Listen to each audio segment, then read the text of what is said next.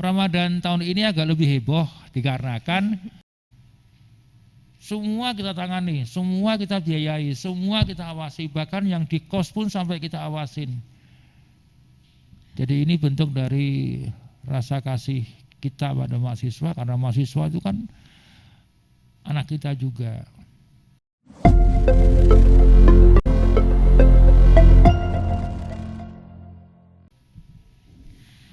Assalamualaikum warahmatullahi wabarakatuh. Halo teman-teman, selamat siang. Apa kabarnya nih? Semoga kalian semua sehat selalu ya. Balik lagi di Orasi, obrolan Islami podcast bareng aku, Ella Sinelerian sebagai host pada hari ini. Dan kita hari ini kedatangan tamu yang sangat spesial, yaitu Bapak Rektor, Profesor Dr. Insinyur Gunawan Budianto, MP IPM. Halo Pak Rektor. Assalamualaikum. Waalaikumsalam warahmatullahi wabarakatuh. Gimana kabarnya nih Pak Rektor? Baik? Alhamdulillah sehat dan selalu baik ya. Oke teman-teman, nah di podcast kali ini kita akan ngobrol seputar tentang Ramadan di Universitas Muda Dunia, yaitu Universitas Muhammadiyah Yogyakarta. Nah, apa aja sih obrolan yang akan kita obrolin nih bareng Pak Rektor? Nah, Pak Rektor, yang pertama, Ramadan tahun ini di UMY seramai tahun lalu nggak sih Pak? Secara overall ya hampir sama. Cuman kan ini nampaknya lebih meriah dikarenakan transmisi COVID-19 sudah mulai menurun. Sementara tahun 2021 waktu itu kita barusan lepas dari masa atau periode transmisi COVID untuk Delta ya. Nah sekarang alhamdulillah gejala-gejalanya juga lebih ringan Omikron ini, dan kemudian dikarenakan Universitas Muhammadiyah Yogyakarta sudah punya jejak histori yang panjang yang menangani kasus-kasus COVID-19 mulai Maret 2020, maka tahun ini tentunya kita melihat kemeriahan lebih besar lagi ya, sehingga berbagai macam acara termasuk juga acara-acara di tingkat universitas, di tingkat ke fakultas dan juga secara umum ya. Kita pusatkan di masjid juga di beberapa prodi. Ini ada peningkatan, ada gairah yang lebih tinggi dikarenakan suasana Covid yang sudah dikatakan lebih ringan ya, sehingga kita berharap ini akan menyongsong suatu era yang lebih aman lagi untuk kita melaksanakan semua kegiatan-kegiatan yang ada di kampus kita. Nah khususnya juga Ramadan tahun ini agak lebih heboh dikarenakan 12.000 mahasiswa menyatakan akan selama puasa itu akan mengikuti kuliah tatap muka. Nah, sehingga ini lebih meriah lagi.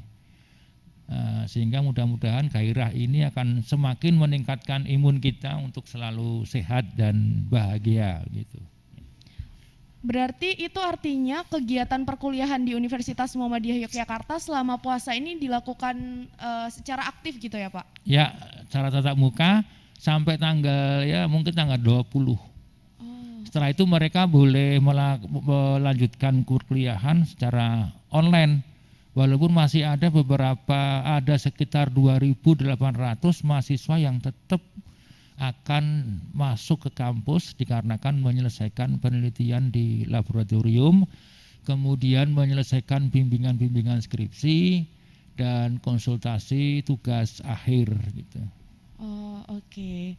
Nah Pak, tahun lalu kan UMY sempat viral nih karena bagi-bagi takjil untuk buka puasa. Nah tahun ini ada nggak Pak kegiatan bagi-bagi takjil dari UMY sendiri? Ya, alhamdulillah ini kita teruskan ya, karena ini satu masa yang sebetulnya bukan takjilnya, tapi eventnya itu suasana silaturahim, ketemu sama temen ya, kemudian ngantrenya itu menjadi satu kenangan yang luar biasa buat mahasiswa.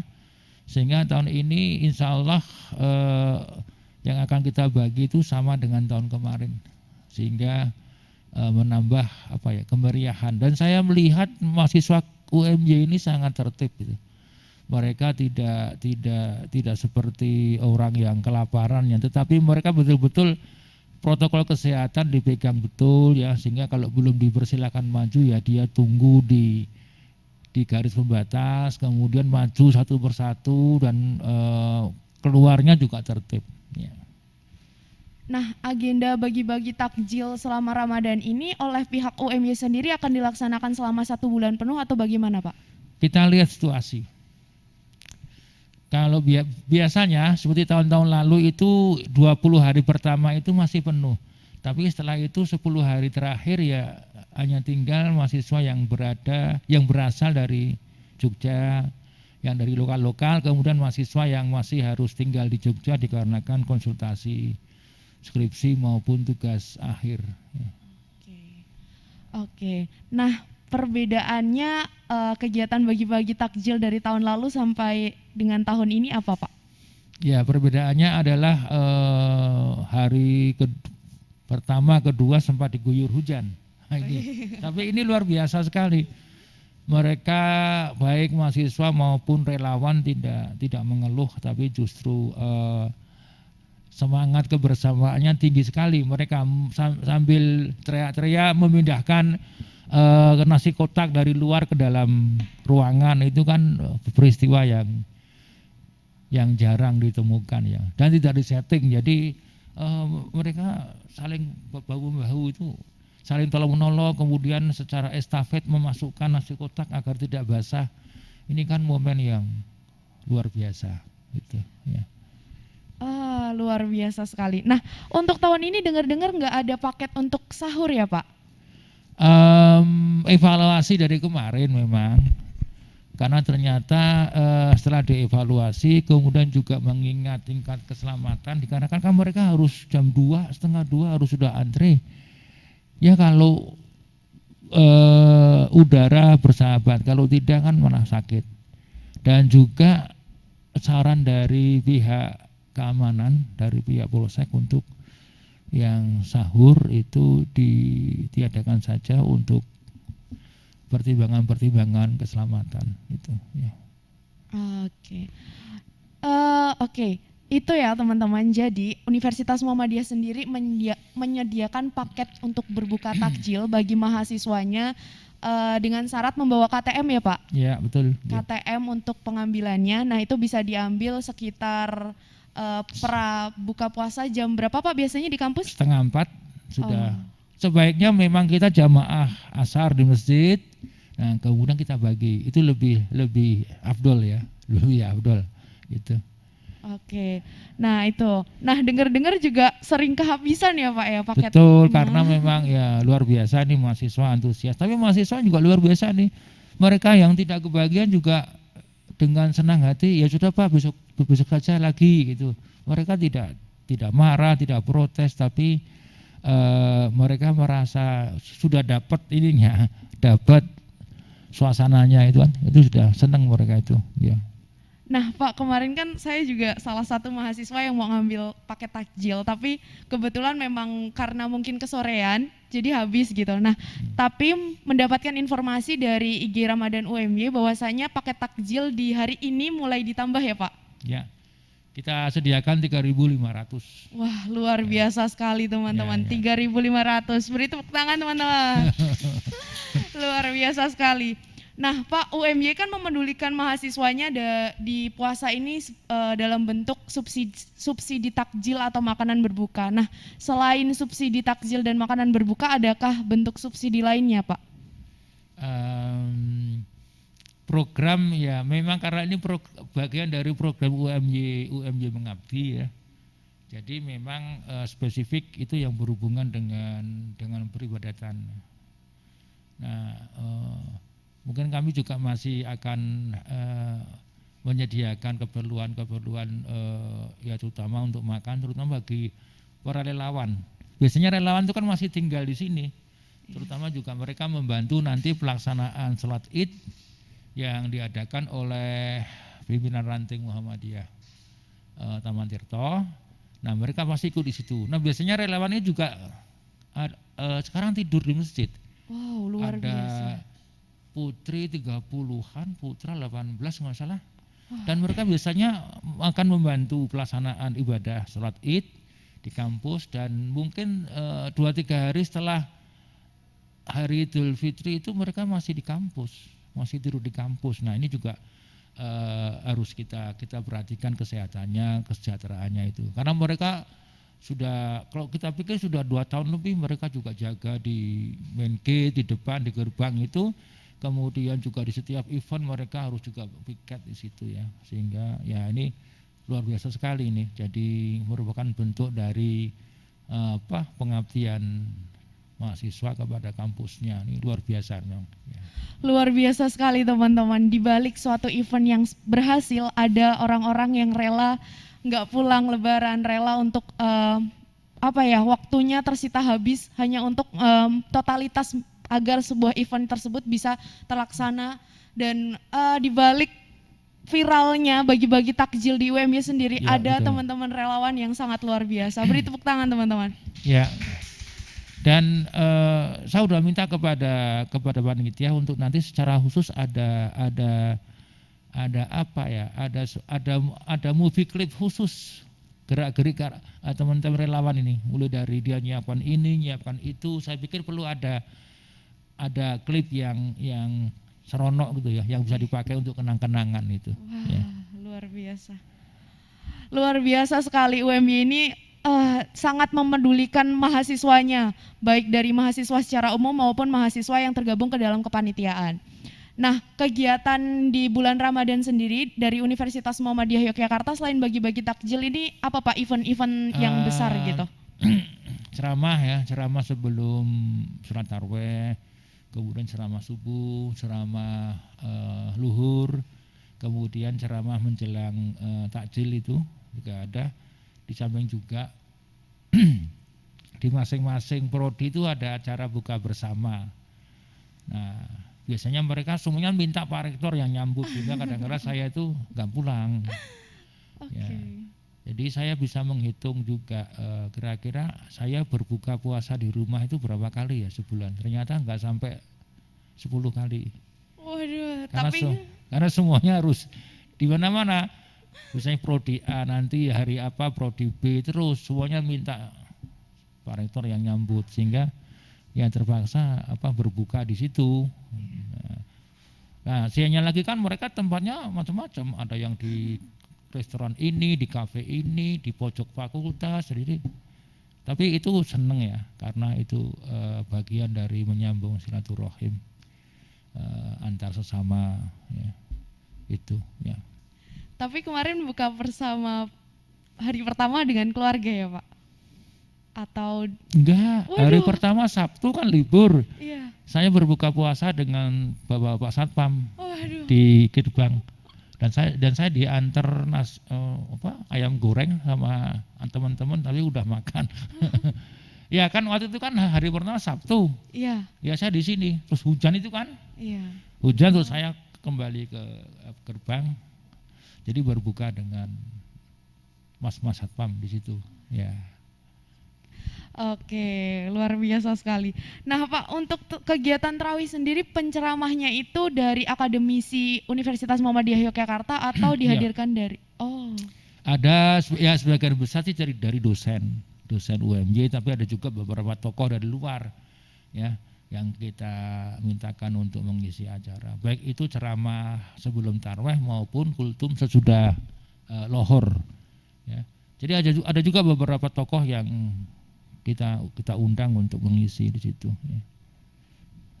Wah, seru sekali nih. Kalau misalkan teman-teman yang masih ada di Jogja dan mahasiswa UMY boleh banget untuk segera merapat ke masjid kampus, baik itu sholat zuhur maupun sholat tarawih gitu. Karena event di Ba'da sholat tarawih sendiri ada penceramah yang dihadirkan langsung dari pihak akademisi UMY. Mungkin Pak Rektor juga menjadi salah satu pengisi ya Pak? Ya, hari pertama karena rektor dari hari pertama. Jadi saya tuh malam Sabtu sudah di sini. Wah. Untung nggak tidur kampus ya. Tapi kalau hujan mungkin tidur kampus saya. Untung nggak hujan hari Jumat itu. Iya. Jadi bisa pulang ya. Jarak rumahnya jauh ya Pak? Enggak, 4 kilo aja, deket. Oh dekat, untung Di dekat. keraton sana, ya. Oke. Eh, target UM-nya di bulan Ramadan tahun ini apa Pak? Nah, ini memang sedang sibuk-sibuknya. Pertama, kita sedang mengajukan izin pembukaan prodi program studi doktor ilmu pemerintahan, dan kemarin sudah visitasi yang kedua. Nah, kita berharap ini juga lolos. Kita sedang mengajukan akreditasi status unggul untuk teknologi informatika. Ya. Ini juga bulan puasa, mudah-mudahan juga lolos ya. Jadi kami sangat berbangga ya, kemudian juga sangat yakin bahwa Ramadan ini menjadi barokah bagi kampus kita. Karena pengumuman bahwa kegiatan kemahasiswaan terbaik untuk perguruan tinggi swasta Indonesia juga diumumkan pada hari ke-14 bulan Ramadan tahun kemarin. Sehingga tahun kemarin ini kegiatan kemahasiswaan UMY masuk ke dalam 10 besar kegiatan kemahasiswaan perguruan tinggi di Indonesia. Wah, luar biasa sekali, tepuk tangan teman-teman. Juga. Wah, ya, keren banget. Puasa tidak menjadi halangan. Ya, kemudian pengumuman sertifikasi internasional untuk 6 program studi, juga pengumumannya pas puasa. Wah, luar biasa. Mudah-mudahan tahun ini juga kita sedang menunggu barokah-barokah yang kita nggak tahu apa itu, tapi kita yakin lah bahwa bulan puasa itu penuh dengan barokah. Minimalnya barokah kesehatan dan kebahagiaan menjadi bagian dari keluarga besar Universitas Muhammadiyah Yogyakarta. Benar. Puasa benar-benar tidak menjadi halangan ya teman-teman. Betul, untuk ya. Di bulan puasa malah UMY sendiri meraih beberapa prestasi yang itu perlu untuk diapresiasi gitu ya Pak ya. Iya, betul ya. Apalagi sekarang ini kan di masa pandemi seperti saat ini, kalau misalkan dibandingkan dengan kampus-kampus lain mungkin agak apa ya, UMY ini bisa dibilang lebih unggul gitu lah ya Pak ya. Ya, kita melihatnya begini, jadi semua itu kan perlu kerja keras ya. Tanpa kerja keras ya cuman mimpi saja. Oleh karena itu kenapa UMY ini walaupun sempat diperingatkan oleh Satgas Covid DIY, tapi kita kan melakukan aktivitas juga dengan kontrol yang baik. Ya, sejak Maret 2020 kita sudah langsung bentuk tim Satgas Covid, kita bentuk internal Incident Command System ICS sampai sekarang ini juga sudah jalan. Itu kan menangani semuanya. Dan tanpa terasa ICS itu sudah merawat 480 mahasiswa UMY dan semuanya berhasil sembuh sehat walafiat. Ini kan kalau dulu saya sih dulu enak, pilih aja lockdown udah selesai, kuliah online. Tapi kan nanti kita hanya mencetak sarjana ojol. Online kan. Yang kedua karakter nggak ada, yang ketiga yang nggak ada apa-apanya. Itu cara paling aman. Tapi kita nggak mau. Kita punya ilmu lah.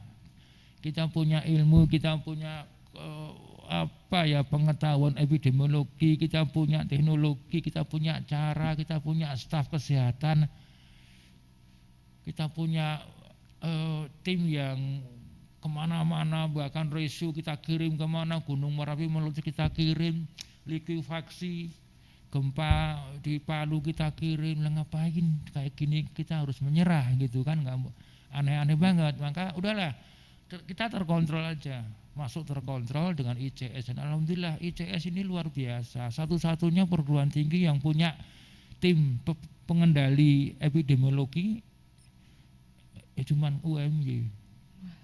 Ini kan pelajaran mahal ya, 2,5 tahun mereka bekerja di bawah itu siang dan malam, dan sudah banyak ke kampus-kampus yang melakukan uji coba, bahkan sempat juga ditinjau oleh tim pusat dari Kementerian Pendidikan ya, untuk dijadikan model bagaimana melaksanakan perkuliahan secara blended gitu kan, secara campuran. Nah, alhamdulillah kasus-kasus yang 408 itu luar biasa sekali tuh. Semua kita tangani, semua kita biayai, semua kita awasi, bahkan yang di kos pun sampai kita awasin. Jadi ini bentuk dari rasa kasih kita pada mahasiswa, karena mahasiswa itu kan anak kita juga. Pak, biayanya mahal sekali, nggak apa-apa, itu kan juga uang mahasiswa. Kemudian ada yang mengatakan, Pak nggak bisa Pak, kita sudah habis sekitar hampir 10 miliar. Ya nggak apa-apa, itu uang dari mahasiswa. Jadi ya jalan terus nggak apa-apa. Yang penting mereka jangan dicegah untuk kemudian tidak lulus karena COVID, mundur lulusnya, ditunda ujiannya, pasti saya marahin. Dosen yang menunda ujian skripsi atau ujian tugas akhir hanya kira-kira, oh ini nggak aman, berbahaya, jadi kita ujiannya di rumah aja. Pasti saya marahin, nggak bisa kayak gitu. Semuanya terukur. Ya.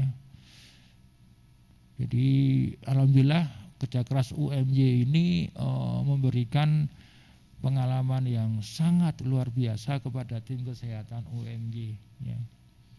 Itu aja yang saya syukuri gitu. Nggih Pak. Benar teman-teman. Jadi UMY sendiri itu memiliki tim mitigasi COVID-19, itu dinamakan ICS ya Pak, biasanya disebut dengan betul. ICS.